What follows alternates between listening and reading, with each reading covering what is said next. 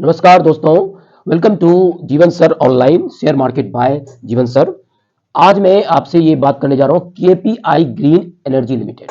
आखिर इस कंपनी के बारे में क्यों एक्चुअली बात करने जा रहे हैं। इसका कारण ये है कि पिछले 3 साल में ये कई गुना, ये आप देखिए कि किस प्रकार से डेटा जो है ये रिफ्लेक्ट कर रहा है चार्ट से।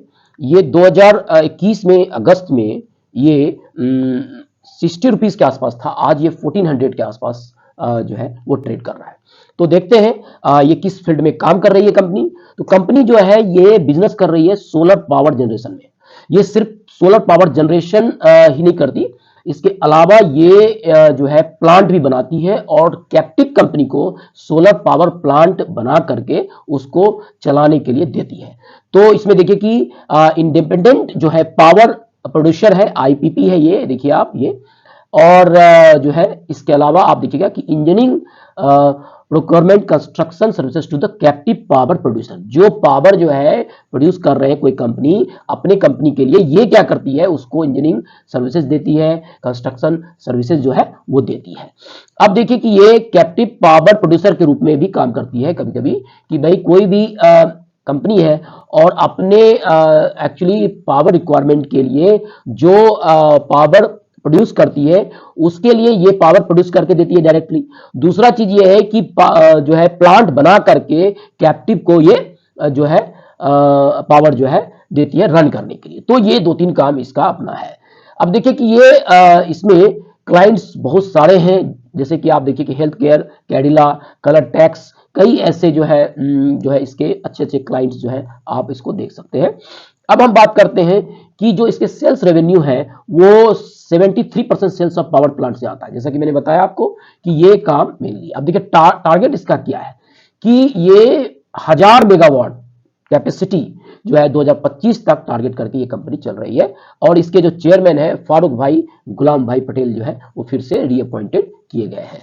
तो ओवरऑल ये पिक्चर है, सोलर क्षेत्र में ये जो है ये कंपनी काम कर रही है और आगे के ईयर्स में और आगे के डिकेड्स में इनफैक्ट सस्टेनेबल एनर्जी पर ज्यादा फोकस जो है रहने जा रहा है। तो ये एक अच्छा कंपनी माना जा सकता है। ये एक स्मॉल कैप कंपनी है जो मार्केट कैपिटलाइजेशन जो है 5721 करोड़ का आसपास है। करंट प्राइस जो है वो आपका 1423 है, जो एक साल में देखें आप तो ये 3 गुना के आसपास जो बढ़ गया। 390 के आसपास ये प्राइस था, जो आज जो है 1400 के आसपास जो है हो गया। पी देखिए 42-43 के आसपास है और बुक वैल्यू जो है 90 के आसपास है। तो आर सी जो है अच्छा खासा है, ROE भी बहुत अच्छा है। तो ओवरऑल जो है फेस वैल्यू 10 रुपीज है।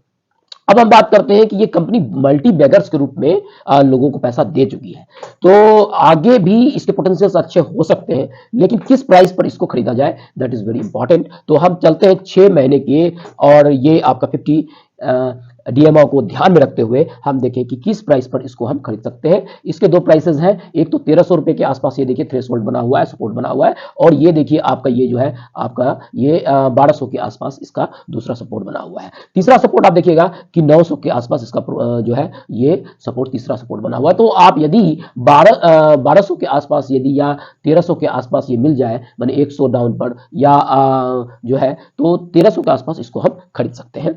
अब कंपनी देखिए गुड क्वार्टर रिजल्ट रहा है, ROE अच्छा है, ROCE अच्छा है इसका, जो है अच्छी कंपनी इस मामले में है। अब stock is trading actually 16 multiple of इस बुक वैल्यू।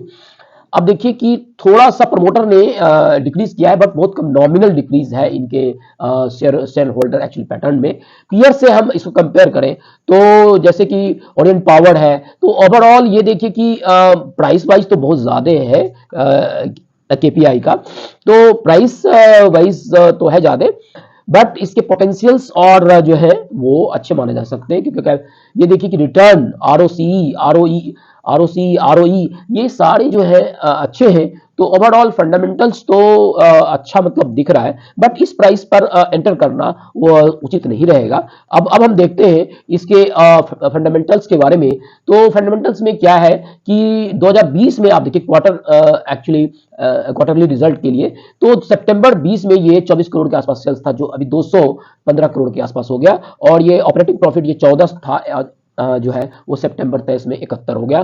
प्रॉफिट जो 3 करोड़ था, प्रॉफिट बिफोर टैक्स, वो 44 करोड़ के आसपास हो गया। नेट प्रॉफिट जो है वो आपका 1 करोड़ रुपया था आपके 20 में, वो 2020 में ये 35 टाइम्स जो है ये बढ़ा है। अब एनुअल की बात करें तो सेल जो है वो आपका 34 एक्चुअली करोड़ से लेकर के आप देखिएगा 600 एक्चुअली 44 करोड़ हो गया। ऑपरेटिंग प्रॉफिट 15 से लेकर के 200 के आसपास हो गया। मल्टीपल टाइम्स जो है ये बढ़ा हुआ है। और ऑपरेटिंग एक्चुअली ये जो है प्रॉफिट अच्छा खासा जो है वो ग्रोथ हुआ है। प्रॉफिट बिफोर टैक्स भी देखिए तो मल्टीपल टाइम जो है 13 से लेकर के आपका 2-3 साल में अच्छा खासा जो है वो बढ़ा है। नेट प्रॉफिट 9 से लेकर के 10 टाइम्स से ज्यादा जो है वो आपका बढ़ा हुआ है, 10 to 12 टाइम्स बढ़ा हुआ है। अब हम बात करते हैं कि जो है liabilities and assets, total assets भी जो है बढ़े 161 करोड़ से लेकर के आपका 1400 करोड़ के आसपास हुआ है। अब हम चलते हैं कि इसके जो है शेयर होल्डिंग पैटर्न्स कैसे हैं। तो ओवरऑल जो है 1 और 2% के अंतर से प्रमोटर जो है अच्छा खासा जो है ये लगातार मेंटेन किया हुआ है। बाकी एफआईआई में देखिए कि ये 21 में 0% था, आज ये 7% पर है। डीआई देखिए ये 0 था, 2% पर है।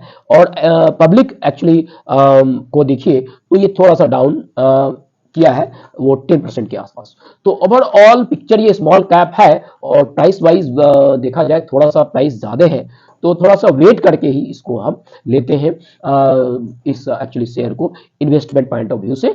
लेकिन ये है कि ये चूंकि स्मॉल कैप है तो थोड़ा सा इसको थोड़ा संभल के लेना चाहिए। बट प्राइस थोड़ा सा डाउन होने पर इसको आप कुछ एक्चुअली परसेंटेज आपके पोर्टफोलियो में जो परसेंटेज होते हैं तो उसको थोड़ा सा मैनेज करते हुए इसमें कुछ पैसा आप लगा सकते हैं। तो आज इतना ही। आज मैंने बताया केपीआई ग्रीन एनर्जी जो एक मल्टीबैगर के रूप में साबित हुआ है और आगे भी ये संभावना है कि आगे राइज करे। तो प्लीज सब्सक्राइब जीवन सर ऑनलाइन और share market by Jeevan sir. Thank you so much.